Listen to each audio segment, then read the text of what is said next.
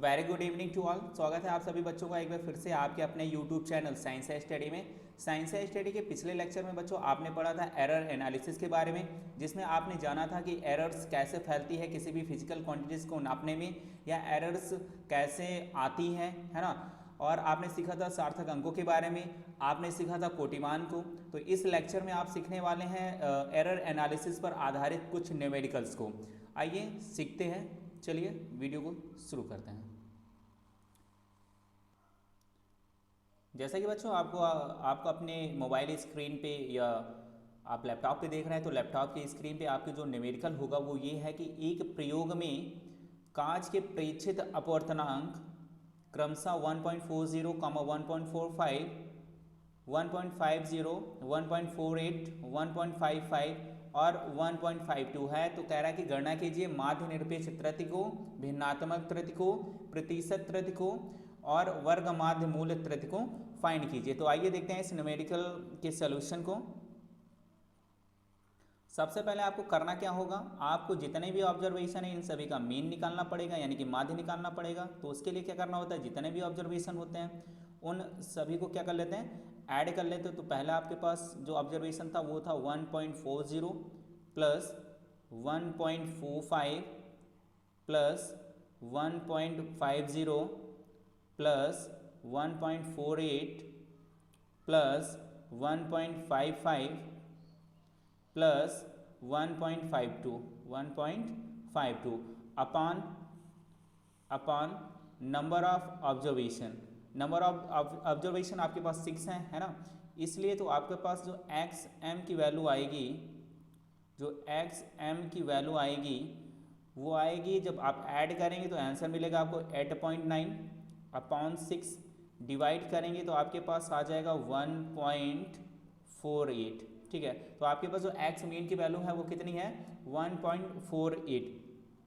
अगर आपको माध्य निरपेक्ष त्रुटि निकालना है तो उससे पहले आपको एब्सोल्यूट एरर के बारे में जानना होगा, है ना। एब्सोल्यूट एरर कैसे निकालते हैं ये लेक्चर आपने इससे पहले वाला लेक्चर पढ़ चुके हैं, है ना। तो प्लीज़ अगर आपने उस लेक्चर को नहीं देखा है तो प्लीज़ उस लेक्चर को जाके देख लें, ठीक है। तो एब्सोल्यूट एरर निकालने के लिए फॉर्मूला क्या होता है, जो भी एक्स मीन होगा या एक्स बार होगा, ठीक है, उसमें से क्या करेंगे हम, जो भी आपके नंबर्स होंगे, जो भी ऑब्जर्वेशन ऑफ नंबर्स होंगे उनको एक एक करके घटाते रहेंगे।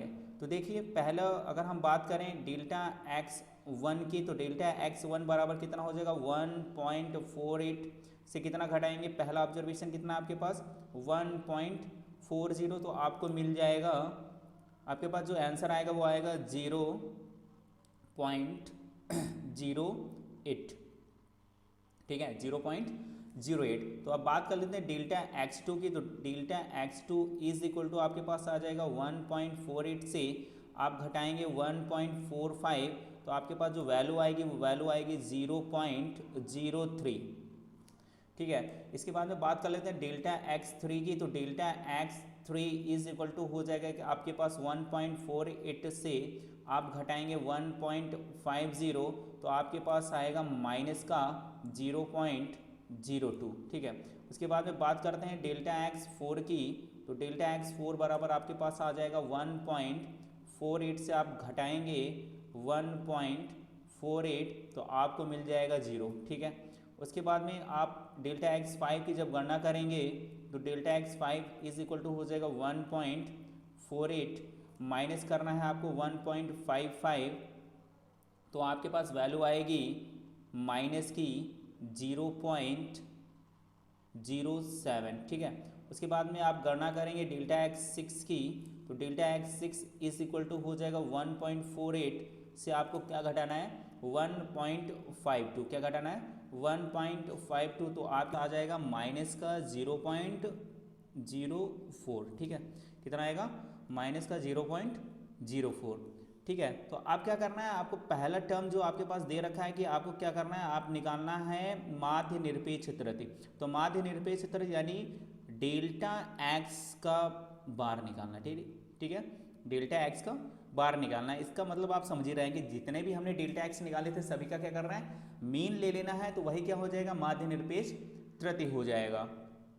तो देखिए जितने भी मीन है, अब करना क्या है, इन सभी का जो मीन जब निकालते हैं तो जितने भी अगर पॉजिटिव वैल्यू है या निगेटिव वैल्यू है तो सभी को क्या करेंगे, मॉड ले लेंगे। तो मॉड का मतलब ये होता है अगर निगेटिव वैल्यू है तो पॉजिटिव हो जाएगी और पॉजिटिव वैल्यू है तो वो ऑलरेडी पॉजिटिव ही रहेगी। ठीक है, तो देखिए यहाँ पे हम क्या कर रहे हैं कि इनकी जो मीन करने के लिए हम क्या करेंगे, इनका योग करेंगे। तो योग करने के लिए पहली वैल्यू आपके पास है 0.08 प्लस 0.03 प्लस माइनस का 0.02 है, जब मॉड करेंगे तो प्लस का हो जाएगा 0.02 प्लस 0 है, उसके बाद में प्लस 0.07 है प्लस 0.04 है।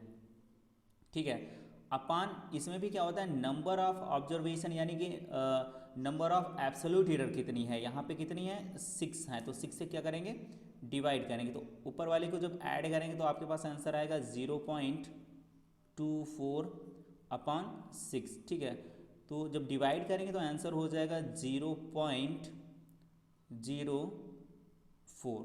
ठीक है, तो ये आपके पास कौन सा आंसर हो गया, ये पहला आंसर हो गया माध्य निरपेक्ष त्रित के लिए। ठीक है, अब देखिए सेकेंड पॉइंट बात कर लेते हैं। सेकेंड पॉइंट की बात करते हैं तो सेकेंड पॉइंट कह रहा है कि भिन्नात्मक त्रित क्या है। भिन्नात्मक त्रित को हम बोलते हैं फ्रैक्शनल एरर। ठीक है, कौन सा एरर, फ्रैक्शनल एरर बोलते हैं भिन्नात्मक त्रित को। तो इसके लिए फॉर्मूला होता है, जो भी भैया आपने क्या किया था कि जो माध्य निरपेक्ष त्रित निकाल ली थी है ना, वो और बटे में एक्चुअल वैल्यू यानी कि जो आपने एब्सोल्यूट जो मीन निकाली थी है ना। तो इसकी बात अगर हम इसकी बात करें तो इसकी वैल्यू कितनी आई थी, आपके पास आई थी 0.04 अपान, तो एक्सएम या एक्स बार की वैल्यू कितनी थी 1.48।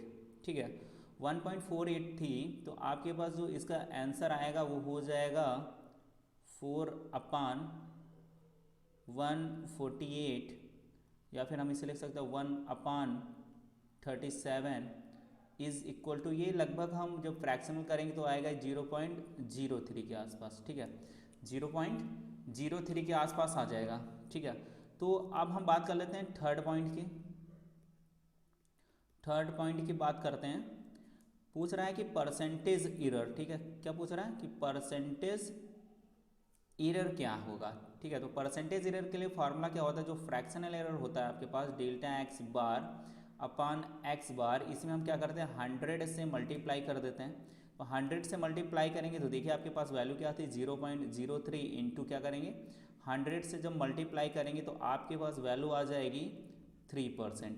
अगर हम इसके रिप्रेजेंट की बात करें, ठीक है, इसके रिप्रेजेंट की बात करें तो ये आपके पास बन जाएगा एक्चुअल वैल्यू 1.48 प्लस माइनस जो भी परसेंटेज एरर आया था कितना आया था 3%, तो आपके पास हो जाएगा 1.48 प्लस माइनस 3%। ठीक है, ये हो गई रिप्रेजेंट की बात। चलिए इसको मिटा देते हैं, उसके बाद में फिर आपको बताते हैं कि वर्ग माध्य मूल त्रित कैसे निकालते हैं। देखिए वर्ग माध्य मूल त्रित को सिग्मा से प्रदर्शित करते हैं। इसके लिए फॉर्मूला होता है, वो होता है √1/n summation i is equal to 1 to n, मतलब जितने भी ऑब्जर्वेशन करें 1 से लेकर n तक, तो उसमें क्या होता है जो हमारे पास एब्सोल्यूट एरर होते हैं, ठीक है, एब्सोल्यूट एरर होते हैं उन सभी का क्या हो जाए सम हो जाए, फिर उनका क्या करते हैं हम स्क्वायर कर दें, फिर उनका वर्ग निकाल लें, तो वो वही क्या होती है वर्ग माध्य मूल त्रित होती है। जैसे √, अब इसको सॉल्व कर लेते हैं थोड़ा सा। n की वैल्यू कितनी है 6 है।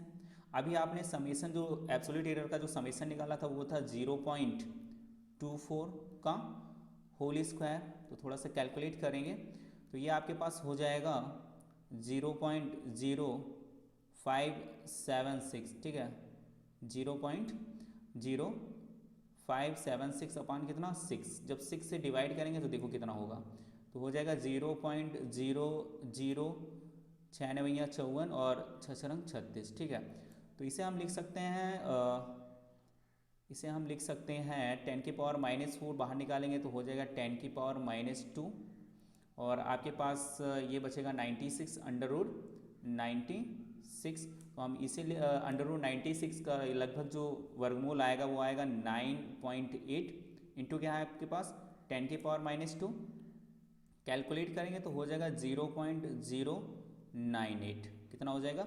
0.098। यही आपका क्या हो गया, आंसर हो गया। ये है वर्ग माध्य मूल त्रुटि निकालना। कैसे निकालते हैं, इसको सिग्मा से प्रदर्शित करते हैं और फार्मूला होता है अंडर रूट जितने भी आपके पास नंबर ऑफ ऑब्जर्वेशन थे या एब्सोल्यूट एरर के नंबर हैं उन सभी का क्या करेंगे, समेशन करेंगे और उन्हीं का योग करके उसी का क्या करेंगे, वर्ग कर देंगे, फिर उसका वर्गमूल निकालेंगे नंबर ऑफ टाइम से डिवाइड करने के बाद में। उसी को बोलते हैं हम वर्ग माध्य मूल त्रुटि। क्लियर है ना। चलिए नेक्स्ट न्यूमेरिकल की बात करते हैं। न्यूमेरिकल है आपके पास, यदि दो छड़ों की लंबाई क्रमशः एक इतनी है और एक है 22 + -0.1 मीटर, तो कह रहा है कि कुल लंबाई तथा लंबाइयों के अंतर को त्रुटि सीमा में ज्ञात कीजिए। देखिए आपके पास गिवन क्या कर रखा है, आपके पास क्या गिवन कर रखा है। देखिए पहली जो लंबाई आपके पास है वो है 30 ± 0.2 मीटर। दूसरी आपके पास है 22 ± 0.1 मीटर। तो ये आपकी लेंथ होंगी L1 और L2। तो सबसे पहले कह रहा है कुल लंबाई निकालिए। ठीक है, क्या निकालनी है,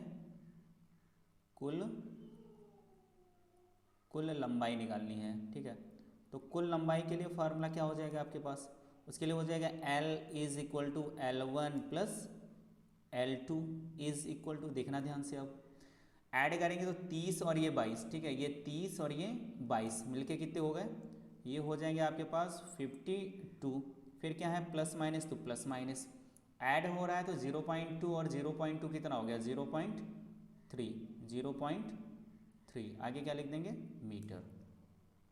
फिर कह रहा है कि लंबाइयों के अंतर को भी त्रुटि सीमा में ज्ञात करिए। ये कौन सी सीमा थी अभी, ये जो आपकी त्रुटि सीमा आई है ये कुल लंबाई में आई है, अब किसमें, अंतर में। ठीक है,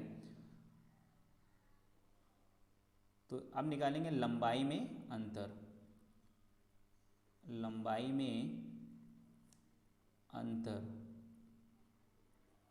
तो देखिए इसके लिए फॉर्मूला क्या हो जाएगा, इसके लिए हो जाएगा L1 - L2 = देखिए अब जरा 30 से 22 घटाएंगे तो कितना बचेगा आपके पास, बचेगा 8। कितना बचेगा 8 और प्लस माइनस कितना हो जाएगा। अब देखिए यहाँ पे जो एक मेन पॉइंट आपको बताया था कि जो एरर होती है, ठीक है, क्या होती है, जो एरर होती है, जो आपके पास जो एरर होती है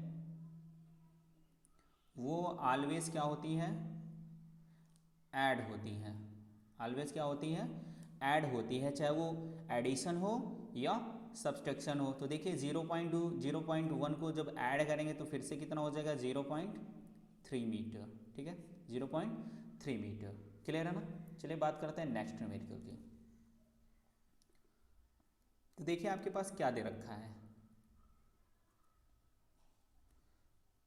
कह रहा है कि एक आयताकार खेद की लंबाई L = बोल रहा है कि 200 ± 5 मीटर है और कह रहा है कि जो चौड़ाई है B है वो आपके पास है 50 ± 2 मीटर।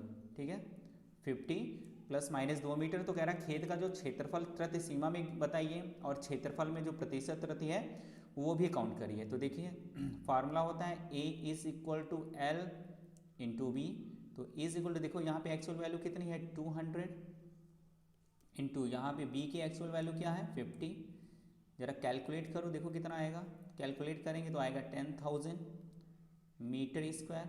फार्मूला अगर ये है तो एरर निकालने के लिए क्या फार्मूला बनाते हैं, फार्मूला हो जाता है ΔA/A = ΔL/L प्लस ΔB/B, है ना। तो = देखो जरा ΔL यानी L में कितना डिफरेंस 5 का, अपान L एक्चुअल वैल्यू कितनी है 200 प्लस B में कितना है 2 का, एक्चुअल वैल्यू कितनी है 50। तो जब कैलकुलेट करेंगे तो ΔA/A आएगा, यहाँ पे 2 दशमलव काटेंगे, 2 जीरो काटेंगे तो हो जाएगा 0.05 और 0.05। तो 0.5 को जब 2 से डिवाइड करेंगे हो जाएगा 2.5। ठीक है, प्लस यहाँ पे जब इसको डिवाइड करेंगे तो आएगा 0.04।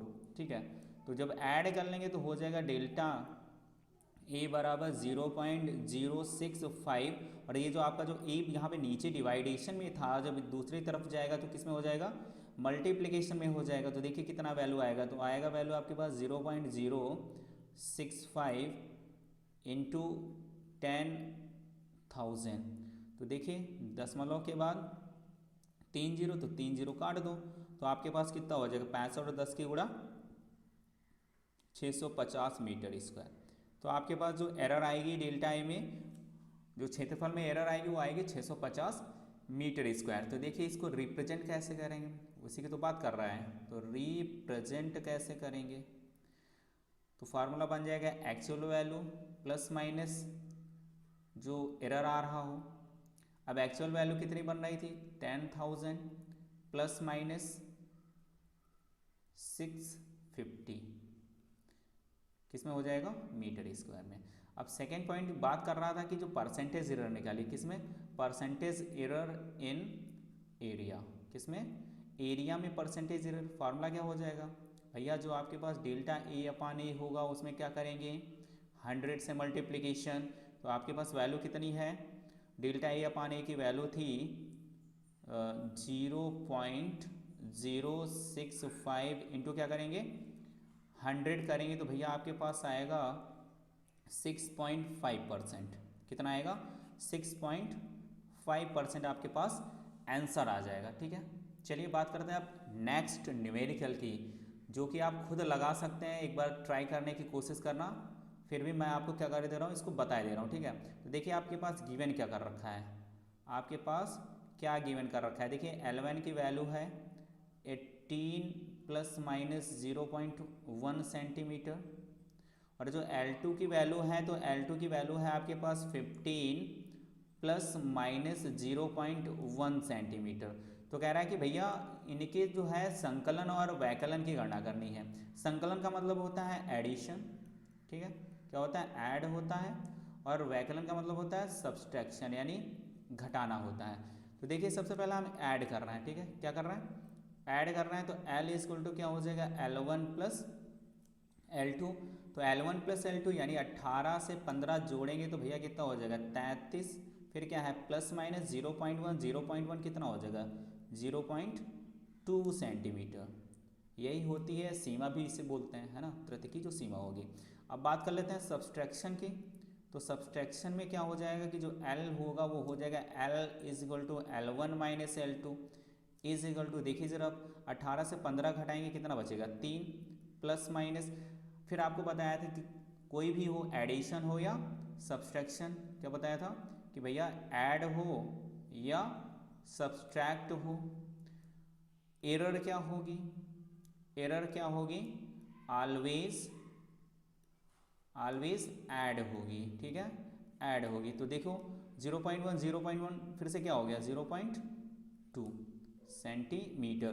तो यही क्या हो गया आपके इनके संकलन और वैकलन की गणना इस तरह से आप कर सकते हैं। आइए बात करते हैं अब नेक्स्ट न्यूमेरिकल की। तो देखिए लिखा हुआ है कि एक गोले के पृष्ठ के मापन में, ठीक है, किसमें, मापन में अधिकतम 4% की त्रुटि होती है, तो इसके आयतन के मापन में अधिकतम त्रुटि क्या होगी। ठीक है, इसके आयतन के मापन में अधिकतम त्रुटि क्या होगी। तो आइए देखिए आपके पास क्या दे रखा है, क्या दे रखा है इसको नोट कर लेते हैं पहले। तो कह रहा है क्षेत्रफल के मापन में परसेंटेज एरर है, तो डेल्टा ए अपान क्या हो जाएगा, delta A upon A into 100 is equal to कितना 4%। ठीक है, अब फार्मूला क्या होता है गोले के लिए, जो गोले का क्षेत्रफल होता है उसके लिए फार्मूला होता है A is equal to 4 pi r square है। जो परसेंटेज एरर के लिए जो फार्मूला बनाते हैं तो क्या हो जाता है delta A upon A into 100 is equal to जो कांस्टेंट वैल्यू होती है उसका क्या करते हैं उसे मिस कर देते हैं या छोड़ देते हैं। तो आर स्क्वायर होती है, जब किसी की पावर होगी तो पावर क्या करेंगे आगे लिखेंगे इंटू उसके बाद में उसका परसेंटेज एरर, यानी कि delta R upon R into 100। ठीक है, तो देखो इसमें इसकी वैल्यू कितनी है 4% है। ठीक है, इज इक्वल टू क्या हुआ 2 into delta R upon R into 100। तो 2 से काटेंगे तो देखो कितना बचेगा आपके पास, बचेगा आके 2%। ठीक है, कितना बचेगा आके 2%। तो आपके पास जो त्रिज्या में जो एरर आएगा वो हो जाएगा delta R upon R into 100 is equal to कितना 2%। हमें किस में फाइंड करना है, हमें फाइंड करना है आयतन में। तो फार्मूला क्या होता है, v is equal to 4/3 pi R cube. तो हो जाएगा delta v upon v into 100 is equal to, क्योंकि 4/3 पाई क्या है कांस्टेंट वैल्यू। अब जो बच रहा है तो क्या बच रहा है आर क्यूब, तो पावर आगे इंटू उसी में परसेंटेज एरर का फॉर्मूला बना देंगे। तो क्या हो जाएगा delta R upon R into 100। ठीक है, वैल्यू रख लो। तो ये वैल्यू आपके पास है 3 इंटू यहाँ पे जो त्रिज्या के मापन में आया था वो कितना आ गया 2%। तो आपके पास जो आंसर आएगा वो कितना हो जाएगा 6%। कहने का मतलब ये हुआ, अगर किसी के गोले के जो पृष्ठ क्षेत्रफल के मापन में अगर अधिकतम परसेंटेज एरर 4% है तो उसके आयतन में कितनी आएगी 6% की आ जाएगी। ठीक है, बात करते हैं नेक्स्ट न्यूमेरिकल की। तो बच्चा बात कर लेते हैं अब इस न्यूमेरिकल की। तो लिखा है एक भौतिक राशि x है जिसमें मापन योग्य राशियां क्या हैं a b c और d हैं। तो उसे क्या किया गया है कि निम्न प्रकार से संबंधित किया गया, यानी कि एक फार्मूला ड्राइव्ड हो गया है x equal to a square b cube c की पावर 5/2 d की पावर -2, है ना। तो इसमें कह रहा है कि a b c तथा d, है ना, a b c तथा d के मापन में प्रतिशत कितनी कितनी है 1%, 2%, 3% तथा 4% है। तो कह रहा है राशि x में प्रतिशत त्रुटि क्या होगी। ठीक है, तो राशि x में प्रतिशत त्रुटि क्या होगी, इसके लिए देखिए इस न्यूमेरिकल का जो सॉल्यूशन बनेगा उसको देखिए ध्यान से। तो सॉल्यूशन में आपके पास क्या है, एक फार्मूला है। तो फार्मूले को लिख लेते हैं x इज इक्वल टू, है ना, x इज इक्वल टू आपके पास फार्मूला है a square b cube c की पावर 5/2 d की पावर -2। अब क्या करेंगे, इसको परसेंटेज एरर में लिख लेंगे। तो लिखेंगे delta x upon x into 100 is equal to 2 into क्या हो जाएगा delta a upon a into 100, है ना। उसके बाद में इंटू में है सर तो प्लस लगा लो, पावर कितनी b क्यूब है तो लिखेंगे 3 इंटू डेल्टा b अपान b इंटू 100। ठीक है, फिर क्या है आपके पास है प्लस c की पावर 5/2 है तो लिखेंगे 5/2 इंटू डेल्टा c अपान c इंटू 100। ठीक है, फिर प्लस पावर कितनी है 2, तो 2 गुणित d में लिखेंगे तो लिखेंगे delta d upon d into 100। ठीक है, अब देखिए जरा वैल्यू किसकी कितनी दे रखी है। तो 2 गुणित a में कितना परसेंटेज एरर है 1% का है, प्लस b में कितना है b में है भैया 2% का, प्लस 5/2 इंटू c में कितना है 3% का है। ठीक है, प्लस 2 गुणित d। अब d में कितने का परसेंट है उसको देख लेना है। तो d में परसेंटेज कितना है 4% का है। तो कैलकुलेट करेंगे तो देखिए आपके पास कितना आएगा, तो हो जाएगा 2% प्लस 3 दूना 6% प्लस 5 थे 15, 15 का आधा कितना 7.5% प्लस 2 चक्कू कितना 8%। कैलकुलेट करेंगे तो हो जाएगा 2 6 8 8 16 7 23 यानी 23.5%। यानी कि जो x के में जो प्रतिशत त्रुटि होगी वो होगी 23.5%। अब बात कर रहा है कि अगर x का परिकलित मान लीजिए कि x की वैल्यू क्या है 2 पॉइंट कह रहा है कि 763 है, तो आप इसे परिणाम का पूर्णांकन किस मान तक करेंगे। तो मान लीजिए अगर हम 2 अंक तक सार्थक अंक तक करेंगे, ठीक है, 2 सार्थक अंकों तक, 2 सार्थक अंकों तक अगर हमें इसका पूर्णांकन करना हो तो देखिए x इज इक्वल टू, देखिए अब 2.7 तक 2 सार्थक अंक हो गए, टोटल कितने हैं 4, 2 हो गए यहाँ तक। अब अगर इसके पीछे अगर कोई अंक 5 है और 5 के पीछे 0 होता तो दोनों को छोड़ देते। अगर 5 से बड़ा है तो क्या करेंगे आगे वाली संख्या में 1 ऐड कर देंगे। तो कितना हो जाएगा 2.8, कितना हो जाएगा आपके पास 2.8। भैया अगर 3 की बात करें, ठीक है, 3 की बात करें, 3 सार्थक अंकों की बात करें तब क्या होगा, 3 सार्थक अंकों की बात करेंगे तो हो जाएगा 2.7। अब 63 है ना, ये लास्ट वाला तो छोटा अंक है, 5 तो है नहीं, 5 से बड़ा है नहीं है, तो इसका मतलब क्या है, जो जैसा है वैसा लिख के छोड़ दो, तो ये हो जाएगा पूर्णांकन इसका। ठीक है, तो इस तरह से पूर्णांकन करते हैं। अगर आपको इस वीडियो में कहीं भी कोई दिक्कत आ रही है तो प्लीज़ आप कमेंट सेक्शन में पूछना ना भूलें। ठीक है, बात कर लेते हैं नेक्स्ट न्यूमेरिकल की। तो बच्चों बात कर लेते हैं अब इस न्यूमेरिकल में। तो इस न्यूमेरिकल में कह रहा है कि 1/1250 तथा 0.0024 के कोटिमान निकालिए। ठीक है, तो पहली संख्या क्या है आपके पास पहली संख्या है 1/1250। इसको हम लिख सकते हैं 1, इसके बाद में 4 टाइम्स 0 इंटू 10 की पावर -4 लिख लें। ठीक है, कोई दिक्कत यहाँ तक। उसके बाद में क्या करेंगे 1250 से क्या करेंगे डिवाइड, तो भैया डिवाइड कर लो ज़रा। 1000 को 125 से डिवाइड करेंगे तो आपके पास आएगा 8 इंटू 10 की पावर -4। फिर हमारे पास एक नोट्स था कोटिमान में, एक बिंदु था जिसे हमें याद होना बड़ा ज़रूरी है। तो हम ये चेक करते हैं कि जो भी संख्या आगे है क्या वो ग्रेटर देन है 3.16 से। अगर है, ठीक है, अगर है तो जो भी उसके आगे की जो पावर लगी हुई है उस पावर में क्या करते हैं, उस पावर में एक ऐड कर देते हैं। ठीक है, कोटिमान बताने के लिए क्या करते हैं, उस पावर में एक ऐड कर देंगे। तो कोटिमान बराबर क्या हो जाएगा, जो भी पावर थी उसमें एक ऐड किया तो कितना हो गया आपके पास 10 की पावर -3।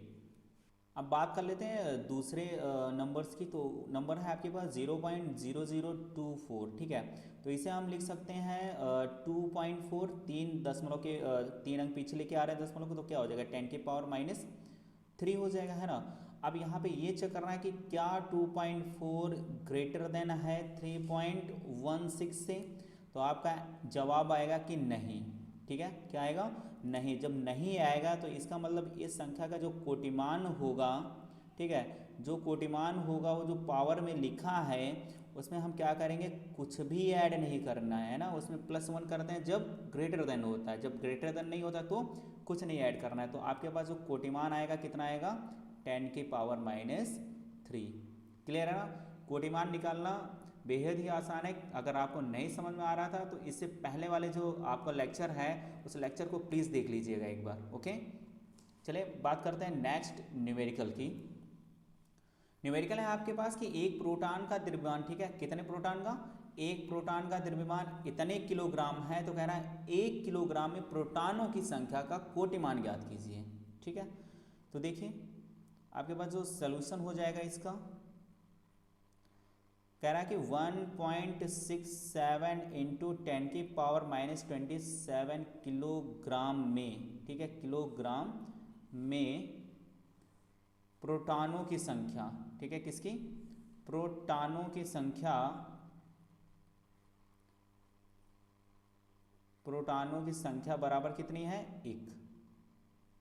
ठीक है, कितनी है 1 है। तो कह रहा है 1 किलोग्राम में बताइए, तो लिखेंगे 1 किलोग्राम में प्रोटॉनों की संख्या बराबर 1/, जो भी भैया इधर क्या था मल्टीप्लाई में था, इधर कहाँ जाएगा दूसरी तरफ डिवाइड में। तो 1.67 इंटू 10 की पावर -27 कैलकुलेट करेंगे तो भैया ये हो जाएगा 1/1.67 इंटू 10 की पावर -27 नीचे था तो ऊपर जाएगा तो हो जाएगा +27 अपान 1.67 से डिवाइड करेंगे तो आएगा 0.6 इंटू 10 की पावर 27। तो यहाँ पे चेक करो क्या 0.6 ग्रेटर देन है 3.16 से, किससे 3.16 से, तो आपका जवाब आएगा कि नो सर।